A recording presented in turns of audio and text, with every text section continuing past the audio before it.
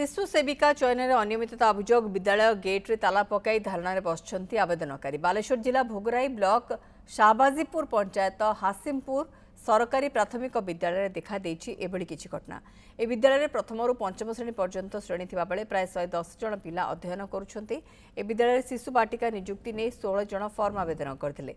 मात्र गतकाली 16 जनक भितरु उर्मिला लाया को नियुक्ति दिया जायथिबा बेले सरकार गाइडलाइन अनुसार तांको नियुक्ति दिया जाय नथिबा बेले से मध्य उचित कैंडिडेट नुहंती बोली अन्य आवेदनकारी माने प्रतिवाद करी आज स्कूल खोलिबा आगरु विद्यालय गेट्रे ताला पकाई धारणा बसुंच।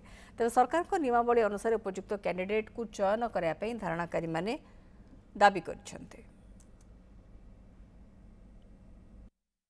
कैंडिडेट उर्मिला उपयुक्त नुहे कारण सी निर्देशावली अनुसार सरपंच सदस्य मेंबर हवा कथा नुहे किंतु सी वार्ड मेंबर घर आउ तांकर स्वामी परित्यक्ता नुहे कि असहाय नुहे किंतु तांको कैंडिडेट हिसाब रे बाछाला। हमर एतिकी अभियोग जे असहाय लोक को दउन बा से निर्देशावली अनुसार उपयुक्त व्यक्ति की दउन मोर कहिबा अनुरोध एतिकी धारणा रे बसिबार कारण एति काली जो शिशु बाटिका पई नियुक्ति हैला उपयुक्त कैंडिडेट बाछा ही नै सेति पई हमें आज एठी बसु धारणा बसिचे उपयुक्त कैंडिडेट को बाछंतु तापरे हमें एठू निर्देश अनुसार बोली लेखा आइची जे वार्ड मेंबर सदस्य कहारी माने हेई नथिबा रिलेटिव हेई नथिबा दरकार किंतु तांको घर जने वार्ड मेंबर अछंती तापरे भी तांकर भाई बो के निज घर से जने अछंती तापरे भी तांको देले।